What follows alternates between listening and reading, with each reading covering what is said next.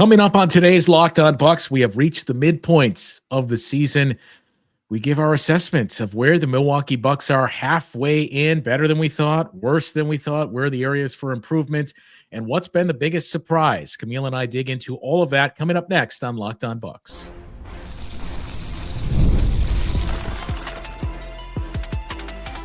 You are Locked On Bucks, your daily Milwaukee Bucks podcast, part of the Locked On Podcast Network, your team every day. Welcome into Locked On Bucks. I'm Justin Garcia, joined as always by Camille Davis. We thank you for making this your first listen of the day and for checking out the Locked On Bucks newsletter. If you have not yet, you can subscribe for free and start your day with the all-new free Locked On Bucks newsletter. Sign up now at lockedondaily.com.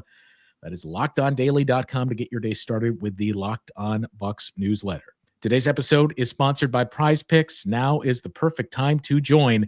Download the app today and use the code LOCKEDONNBA to get $50 instantly when you play your first $5 lineup. $50, no need to win to get the bonus. It's guaranteed. Prize Picks, run your game. Well, last night, the Bucks capped off a perfect 2 nights ago, capped off a perfect 4-0 homestand, and beat the 76ers, and in doing so, played their 41st game of the season. 24-17, Camille, you're 7 games above 500. That is the high water mark for the Bucks this season. When you factor in, they didn't reach above 500 until the last day of November. That part not totally surprising, but I think overall there has been more positives than negatives this year. The bulk of the negatives came those first 10 games of the regular season. Not to say there haven't been bad moments since, but it's largely been cleared up. And, even more important too is all of the trepidation coming out of the NBA Cup and people pointing out, hey, look what happened to the Lakers. Right. Look what happened to the Pacers for a brief period last year as well. And you started to wonder, oh no, is this veteran teams just can't cope coming out of the NBA Cup? But they got a winning record now since then. So we have started to see them turn the ship in the right direction. And while 24 wins through 41 games may not be what a lot of us anticipated, I do feel more confident of where this group is headed now over the course of not even since the last 31 games, but really ever since the first week of January, how they righted the ship once again. And I think that's really fair for the NBA Cup point. Just to say it, I think for how this team started this year with that 2-8 start, just not looking really connected, looking kind of clunky at times. I think them setting that goal to try and go into Vegas and win that was good for them. And to see them be able to compete at the level that they did against the Thunder, I think was also good for the squad to see, like, when we are playing together, when we really turn this on, we know what we can be. And this is the team out west that, so many people talk about how other teams have to bend to the will of how the Thunder want to play, but the Bucks continue to play their way, and they made a statement. And coming out of that, a little bit of a lull, but then they have started to pick it up again. And I think when you follow this team day in and day out like we do, it kind of helps to take that step back and look at the larger picture of everything that's going on, because when you're still down in the weeds day in and day out, you can focus so much on what's in front of you and not necessarily look at that whole full big picture, because like you mentioned, 24 wins halfway through, probably not the pace that most people were hoping for. But given the fact they started 2-8, that means that they've gone 22-9 since that point, which is a pretty good run of basketball. Now, those 9 losses, a few of them infuriating, a few of them just completely getting mollywopped in the process. But when you look at it again and see how they've corrected since some of those losses, I mean, they came into this homestand off of that terrible Knicks loss, and they responded with a really dominant showing, with the worst game of the homestand being a 14-point win over the Sixers. So this team has shown me that they have the potential to be who we thought that they could be this offseason, of a championship contending team. Now, are there some things around the edges and the margins that they could possibly upgrade going forward? Absolutely. But this team, as they're currently constructed, I didn't expect a top 10 defense for this team. I was hoping they could just be average. And now at this point in the year, I'm expecting them to continue to be a top 10 defense going forward. Like, they have shown me they can do that, and now I expect it.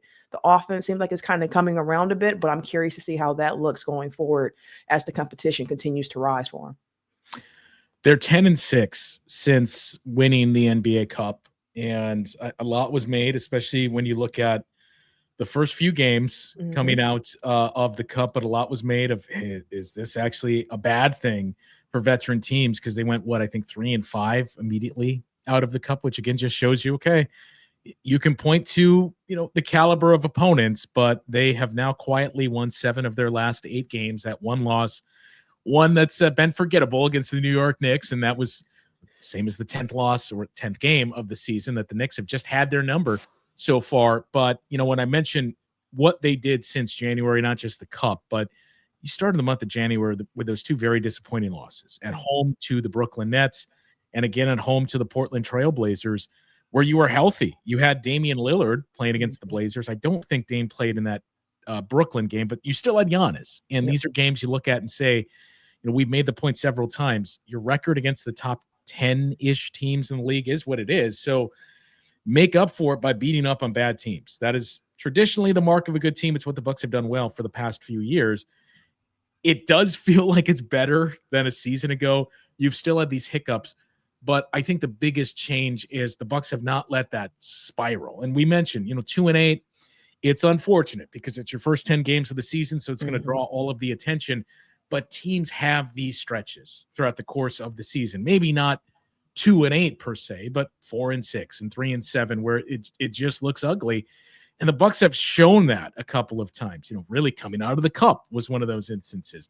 But they've really avoided, since those first 10 games, the torpedoing. And actually, the Knicks was the 9th game. The Celtics was the 10th game. But they've avoided torpedoing and piling up these losses. They've had back-to-back losses, but you haven't seen a losing streak, 3 games or more since the first, 7 games of the season. Gotta hope that continues going forward, especially with the schedule they have heading into the All-Star break. But something else with this team, and I know we'll talk a bit more about it the next segment, like the big conversation around this team was Giannis and Dame and that 2-man game that they were going to have, and how does that look for the team?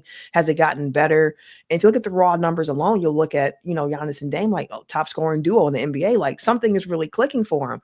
And yet and still there are games and situations where you're watching this team and you'll hear Doc mention it after the game of like, hey, offensively, we're not where we want to be. The ball's not moving. We're not getting the looks that we need to get offensively. We're not playing the way that we need to be playing. And hearing more recently conversations that Dame has been bringing up of like, hey, we hear the coaches on us all the time about what we need to do. Doc has even mentioned like, we're telling them all the time what we expect, what we want to see from them. And Dame is saying, like, at this point going forward, like, we need the players to now kind of being self-accountable and holding one another accountable and taking that next step. So this first half of the season, it felt like the beginning was the stumbling block of like, man, we are not getting off the way we want to. Then some self-correction, you get the NBA Cup high, and then you have a lull after that point. And then now they're building it back up again of like, okay, we understand that we need to do the game this way. And I think part of why the Bucks can't really take those days off during games, the margin of error just isn't super big for this Bucks team. Like we heard LeBron James and JJ Redick making some comments about that Lakers team saying like, hey, we are who we are. Like our margin for error is not that, wide. None, and for the Bucks, because of their age, the lack of athleticism, the things that we've talked about, what can ail this Bucks team? The games and possessions where they're taking it off, you can tell, and they can't do that at this point. Like Giannis has been fantastic this season. I think if the Bucks record continues an upward trajectory, you'll hear his name more in that MVP conversation. I think that Dame has been good enough, I think, to be an all-star this year, which we can talk about a little bit later on this week. But I think as those two go, it's really important for the team. And then now that integration with Khris Middleton and getting the chemistry with Khris and Dame together as well, because we know what Giannis and Khris have, because it's been years and years of them building that. But now watching Dame and Chris's chemistry continue to develop under Doc, I think is going to be something really interesting to watch going forward, because you can see it coming together a little bit now at this point in the season. I do want to take a look at some of the individuals here at the midpoint, and we touched on the offense and defense. So I want to dive into that too, because I think they've both been surprises. So which one of those two has been the bigger surprise? We'll get into that conversation coming up next on Locked On Bucks. This next segment of Locked On Bucks is brought to you by FanDuel. From the first whistle to the final drive, FanDuel makes the NFL playoffs even more exciting. Right now, new customers can bet $5 and get $300 in bonus bets if you win your first bet. That is $300 to keep the action going. FanDuel has the easy app to navigate a variety of bets that keep every game exciting. And plus, when you win, you get paid instantly. There's no waiting around for your winnings, whether you're betting on your favorite team or just looking to add some excitement to the playoffs. FanDuel has you covered. Just visit FanDuel.com to join today and get started with $300 in bonus bets. That's FanDuel.com. Make this playoff season unforgettable with FanDuel, an official sportsbook partner of the NFL. So we mentioned the numbers have started to improve for the Bucks on the offensive end, maybe not quite as significant as we've seen defensively. As it stands right now, the Bucks through 41 games have the 8th best defense in the entire NBA. And that's including that terrible start that they got off to when they were like the 26th ranked defense during that 2-8 start. Including the 2-8 start. Not only that, Camille, but they are basically tied with the Minnesota Timberwolves, who are currently 7th. You're about a point per 100 possessions away from the 6th ranked Memphis Grizzlies and 5th ranked Boston Celtics. The top 4 is where you see a little bit more of a drop off from 4 to 5. But I mean, look, the fact that the Bucks are 8 through 41 games, the defense that we saw last year, we're sure we've talked at length about the tinkering to the roster, how the fit makes more sense this year, more usable players that you have. But for the most part, this roster is the same. And you've gone from the bottom 10, middle of the pack, basically, where they finished under Doc Rivers, to 8th best in the league. And as we talk about the growth that they're showing as well, since that 2-8 start, I believe they're 5th in defense. And since the NBA Cup in 16 games, again, not a tiny sample size, they have the 3rd best defense in the league. So as we've tried to reiterate over and over, look, I see no reason to think this is going away or this is just a blip. Like this team, it seems like the identity is we're a defensive team that also has Giannis and Damian Lillard to close games for us. So you love what you see there, but we just keep waiting to see the offense start to enter the chat, if you will. It's made some strides early in the year when it was in the 20s, and now it seems like it's consistently sitting around 12th or so, depending on wherever it is you're pulling in time frames. But what to you has been the bigger surprise? That an offense with Giannis and Damian Lillard hasn't cracked the top 10 all season long, or the fact that this Bucks defense has consistently been among the best in the league? Now, both things are surprising, which makes this a great question. I think for me, I'm going to go with the offensive piece being a bigger surprise because the defense, like I said, both things have been a big surprise. Last year, they finished 19th in defense, and under Doc, they were the 14th best defense. As you mentioned, a lot of the key pieces on this team are the same. It's just that utilization has been a bit different. We're seeing a bit more Andre Jackson Jr., seeing a bit more AJ Green, seeing a bit more Ryan Rollins this year, in addition to the free agent additions that the Bucks brought in with Taurean Prince and Gary Trent Jr. DeLon Wright hasn't played too much, so we're going to have an incomplete grade on him. But the guys who are currently in the rotation and playing just overall tend to be a bit better defensive fits. So if I'm looking at those two, that's why I'm going not defense, but I'm going offense because as you mentioned, they have Giannis and they have Dame. Even the players that we mentioned outside of Andre Jackson Jr., we talked about, hey, offensively, they should fit in really well with what the Bucks have going on. The Gary Trent Jr. fit hasn't been as clean in the sense of thinking that he's going to be your starting 2 guard. That didn't work out. He's finding his role off the bench for the team, which has been helpful. But the offense not being in that top 5, top 10 rank consistently is really surprising, especially when under Griff, they were a top 4 offense in the league. Under Doc, that did drop down to like 15 during his time. But of course, there are reasons behind why the offense was at that stage last year because they had the injuries with Khris Middleton being in and out. Then you had the Giannis injury in early April. Dame was in and out with a few different things. So they didn't have a lot of consistency with their big 3 under Doc. And this year, you didn't have Khris Middleton to start. But you still had Giannis, you still had Dame, and you would think that their gravity alone would be able to kind of carry you to at least a top 10 offense, especially both of them being the highest scoring duo in the NBA, but it just hasn't all seemed to click yet. So I'm going to go with that offense being the bigger surprise between the two. Yeah, I would probably go with the same just because, we mentioned where the defense ranked last year, and a big part of it was you assumed, and I know that's a dangerous thing to do, but you assumed the defense was going to be better this year because, number one, look, you still have Giannis and Brook Lopez. I just have a hard time believing, even with perimeter defense not being what it was in years prior, I have a hard time believing this is what the group is, a bottom 10 defense. You added pieces that made more sense. And coming into the year, and I know I mentioned this the year prior to, and look how that turned out, but we collectively felt like this team is going to be in the top half defensively. Like maybe you could push for the top 10 or finish somewhere around 12, something like that. But that was the belief of, at the very least, I feel like they're going to finish like 14th defensively. And if your offense is elite, that may be good enough. So I think we are already believing defense is at least going to be better. It's been far better than any of us imagined. But the offense, I mean, even in the beginning of the year, and you can point out that Khris Middleton didn't play, they weren't hitting shots, but you still had Giannis and Damian Lillard on the floor. And you have Giannis continuing to be as efficient or more than he was last year, and adding a mid-range jumper, the best of his career. And for the first, 15 or so games, you were in the bottom 10 offensively. You've just consistently been middle of the pack on offense. Now, Doc Rivers has pushed back, and I think it was what game was that? It was sometime within the last week. It may have been before the Magic game, I want to say, on the road, where he was asked about the offense and their ranking. And, you got Giannis and Dame playing like this and leading the league in scoring duos.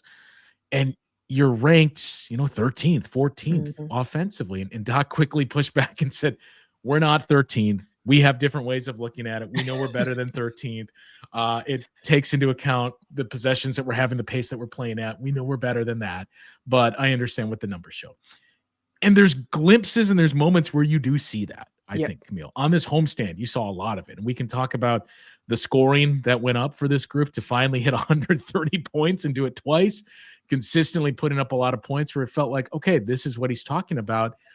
And I think the inconsistency is the biggest challenge with this offense, because you just see, man, and look, this is going to be the case for any offense, any team out there, but it just feels even more amplified for the Bucks. Maybe it's because it's the team we follow the most, but when they move the ball and when they're moving the ball well, it's tough, because you have more shooters than ever before. And I think trusted shooters on the floor with Giannis. And the chemistry that is clearly there between he and Damian Lillard that was not there last year. So I do kind of get Doc Rivers' point, and you can see those glimpses where you feel like, yeah, this is not a 13th offense. Like this is somewhere, maybe it's 8, maybe it's 7, somewhere around there. But we just need to consistently see it. And you felt like up until the Philly game, you were starting to see it, save for, and you still won and scored 120 plus points, but in the first half, the ball movement and some of the shot selection and everything else in that Knicks game. But other than that, they had this like 7 or 8 game sample size of, okay, it's starting to move towards it. So that's going to be the big challenge. And the big thing to keep an eye on in the second half is, can this offense just consistently find its footing where it can, in a sense, bail your defense out on some nights where you got a tough perimeter matchup, and the way that you've constructed this defense maybe isn't conducive to that. I mean, Tyrese Maxey had a big game against the Bucks. So can it get to that level where it's, hey, our defense is good enough, but our offense is going to take over from here? I could not agree more. That consistency going forward, like that's the biggest thing I want to see for this team. I mentioned it in the offseason when we did the Brew Hoop season preview of like, what's the one thing you want to see from this Bucks team? It's like consistency. I want to see more larger stretches of consistency from this team. And to wrap up your offensive point about just how up and down it has been through the year, if you break out this first half of the season into 4 segments, so 10 games, 10 games, 10 games, 11 games, just because it's not even math here. First 10 games, you had the 19th ranked offense. The next 10 games, when you went 9-1, you had a 5th ranked offense. The next 10 games, when you went 5-5, you had a 20th ranked offense. Then the last 11 games, you had a 6th ranked offense where you go 8-3. So like, again, just the up and down nature of it, to see them consistently get it together, consistently be able to perform. And like you said, on those nights where the defense is just, it's going to be a shootout some nights, where some nights guys just got it and you're going to have to outscore your opponent. Like, can they do that consistently? Against the Sixers, even when they went on their run, because of it was the zombie Sixers for the most part, and seeing how Giannis was playing, there was a lot of faith in myself of watching this team. Like, hey, I know when Giannis, checks back in, they should be fine going forward. But next half of the season, how consistent can this offense be, especially since the defense has been the most consistent thing for this team this season? Can you get that offense up there as well? And if they can do that, this team raises their ceiling, I believe. Yeah. Man, that was a rough watch with the zombie 76ers, as we kind of joked on the broadcast too. Like, this game, this is for the sickos, because chances are, if you can name a player on the Sixers, he ain't playing tonight. So this is what it's come to for Philadelphia. We didn't really touch on individual players, and I think a few have really stood out. I mean, look, spoiler alert, Giannis has been great this season. You mentioned Dame is really playing like an all-star, and especially this past week, Damian Lillard has been excellent for the Bucks. But they don't get to this level without the contributions of some of their role players. So we'll take a look at who's really stood out so far at the midpoint for the Bucks coming up after this. This next segment is brought to you by Prize Picks. Basketball season heating up. There is no better way to get real money action while watching your favorite NBA stars than with Prize Picks. Whether you're a diehard fan, just love some friendly competition, Prize Picks makes it fun and easy to turn your basketball knowledge into cash. All you have to do is pick more or less on at least 2 players for a shot to win up to 1,000 times your cash. If you think Giannis is going to drop 30 points, or maybe Luka Doncic gets more than 8 assists, Prize Picks lets you make your predictions and put your money where your mouth is in just 60 seconds. It's easy to use, and it's a blast to do so as well. We mentioned some of the individual options that are out there. Prize Picks also has a flex pay option where even if one of your picks doesn't hit, you can still double your money. Plus, once you do hit, you get your money fast, sometimes as quick as in 15 minutes. It is the best way to keep the game exciting. Now's the perfect time to join. Download the app today and use the code LOCKEDONNBA to get $50 instantly when you play your first $5 lineup. That's right. No need to win to get the bonus. It's guaranteed. Prize Picks, run your game. So individuals here, Camille, and I look, the big difference, I think, is, we touched on the defense, but it's a team that just makes sense now. And we've brought this up numerous times this season on this show, but the roster fits. And, look, I think we take for granted you were kind of building this on the fly last year, where you acquired Damian Lillard on the eve of training camp, essentially. Like, Malik Beasley is having a terrific season with the Detroit Pistons. Yeah, Malik Beasley, when you look at what Gary Trent Jr. is doing for the Bucks, Malik Beasley would really thrive in that role. And I think that's the role we all assumed he would have, as the guy that was just a scorer coming off the bench. But again, he makes more sense if he's playing next to Drew Holiday, which you thought was the case at the time of the signing. We've talked at length too about the rotations. And when you look back at last year, this time of the year, minutes for guys, when your bench was basically Jay Crowder, Bobby Portis, and Pat Connaughton playing, and then later Pat Bev minutes, and Pat Bev later on. And you look at where it's at now, where they have quietly cultivated one of the best benches in the league since Khris Middleton made his return, third best in net rating in those moments. And I believe it's the second best offensive rating among bench units since that date. So it just all kind of falls into place and makes a lot more sense. Pat Connaughton, we both said, has been good in the minutes that the Bucks have had to call on him. And that to me is really the biggest thing. When we talk about this group fitting now, it was the same thing we discussed years ago in the coming out of the Celtics series, where Khris Middleton didn't play with the injury. Grayson Allen, some would say, got exposed. I still maintain, if Khris Middleton's playing and what you're asking Grayson Allen to do is less and not quite as many minutes, it looks a lot different.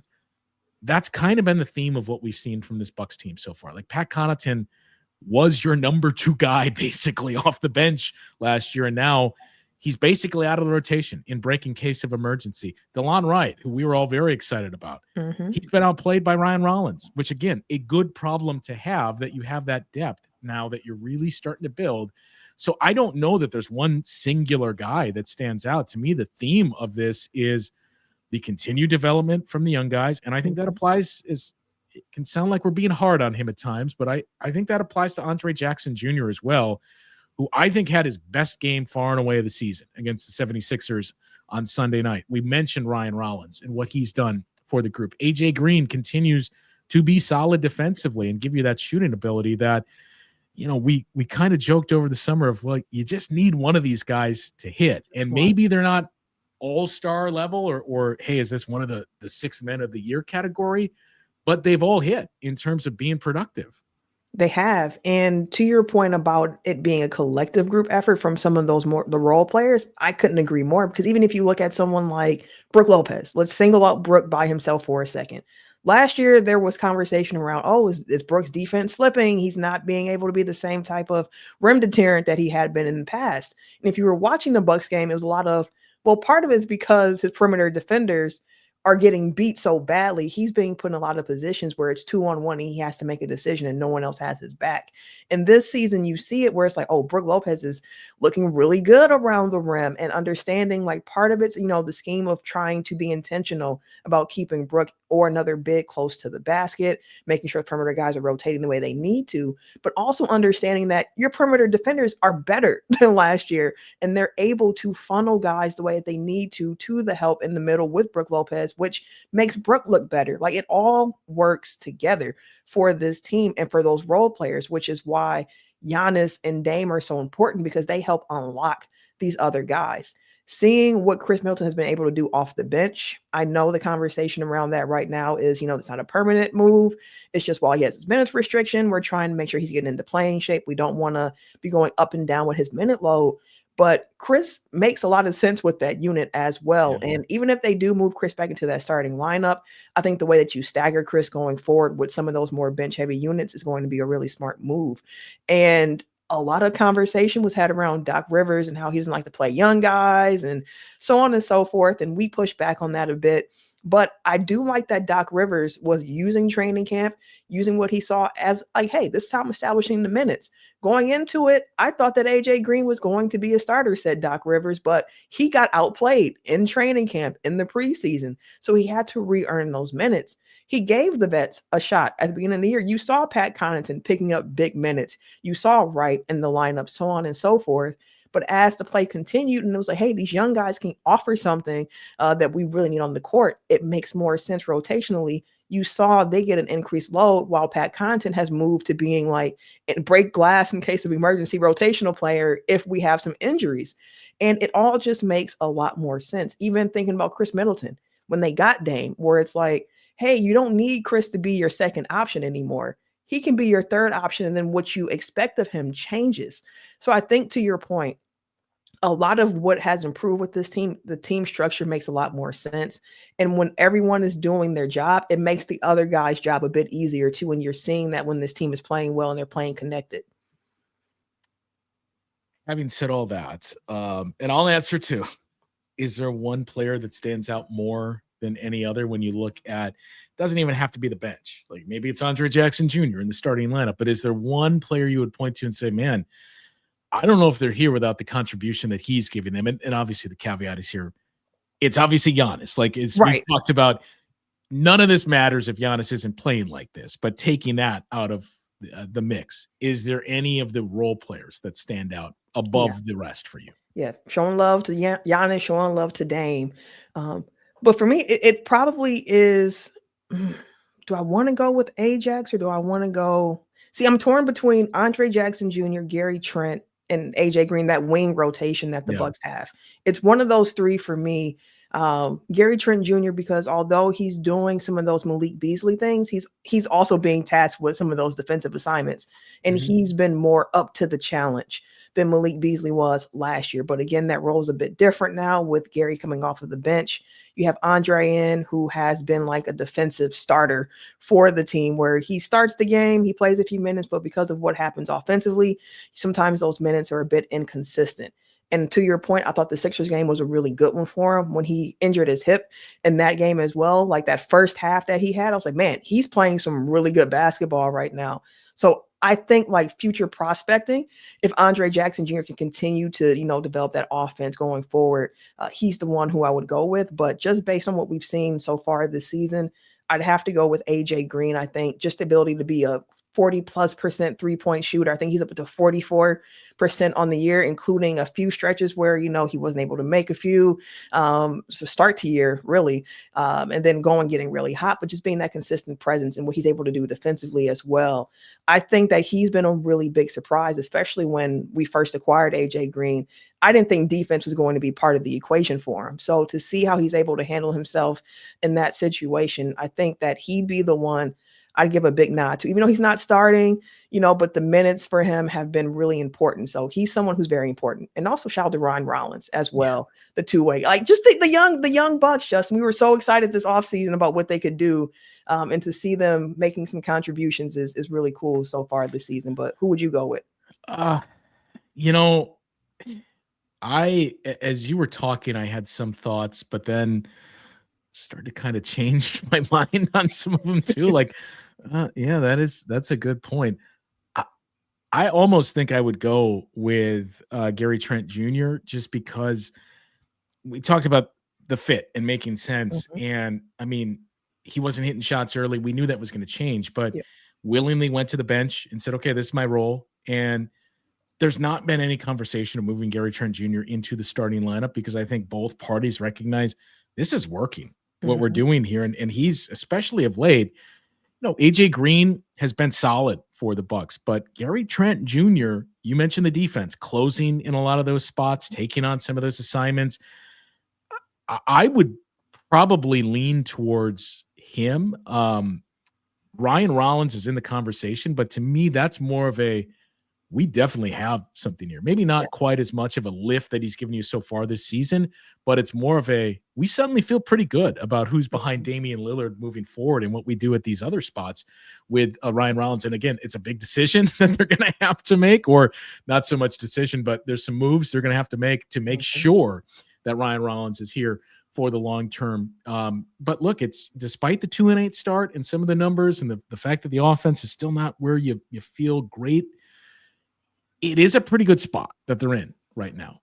All that can change with a bad week or two, and especially the way that the Bucks close out the month of January. 5 of their final 6 games are on the road. They have 3 back-to-backs over the course of the next 2 weeks. So we gas them up and have all this talk of, hey, things since the first 10 games, this and this and this. Well, it can start to slip away. So you can't lose hold of the rope here. But look, the big things for the Bucks to really key in on is, the biggest difference between this year and last year is they're not beating good teams. Like last year, the 2 things you would point to are the net rating of the starting 5 was either the best or among the best in the league. And the Bucks had the second best net rating in games against the 10 best teams in the league. They also had a winning record. This year, they're 1-9, and they're in the bottom 10 in net rating, offense, and defense. So that doesn't necessarily mean you're not a contender, but that's the big thing to keep an eye on in the second half and see some movement on. They got to be better in that sense. And we've talked about the schedule that the Bucks have. Like leading into All-Star break, it's difficult because of the amount of games and the road heaviness of it all. I think 9 of 13 of their games leading into All-Star break are on the road, and they haven't been that great on the road. You pair that in when they come back from All-Star break, and you get into March, they have a very challenging schedule at that point. So all of this time here now in this part of the season where you're getting your wins over some lottery teams that aren't, expected to contend for anything, continue to rack those up. That's why those losses to those teams are so maddening along the way, because once we get back from All-Star break and we head into March and we really start getting to that playoff push, the comp level is going to go up. So we're going to be able to see if the Bucks can put into practice and execution what we're talking about here, about them needing to perform better against those top teams, because they're going to be seeing a lot of teams that are top 10 in the West and in the East, and looking to make a playoff push during that spot. So it's going to be a fun, I think, second half of the season, as long as they continue to build off of what they've established. We got to see them continue to build and take steps forward, not take a step forward, 2 steps back, so on and so forth. And I say that with the, with the acknowledgement that ups and downs happen in NBA season. It's a long season. You just don't want them to stick in any of those down points long going forward. We can't have any more 2-8 stretches for this team going forward. Those challenges begin tomorrow as you got a back-to-back. You're on the road in New Orleans, a Pelicans team that's getting healthier, so the record may be a bit deceiving, but a very road-heavy slate to close out January, and very challenging slate of opponents overall in the second half of the season. So leave your thoughts on the mid-season progress of this Bucks team, and more importantly, what's the bigger surprise? That the defense has been elite, or that the offense is still yet to become one of the 10 best in the league? And we'll take a look at your thoughts and recap that on our next show. But we'll be back once again tomorrow, as mentioned, to preview that matchup with the New Orleans Pelicans. Is this a game the Bucks should be concerned with? And what's changed for New Orleans other than getting healthy of late here? We'll dig into that on tomorrow's show. That'll do it for today, though. For Camille, I'm Justin. We will talk to you guys once again tomorrow on Locked On Bucks.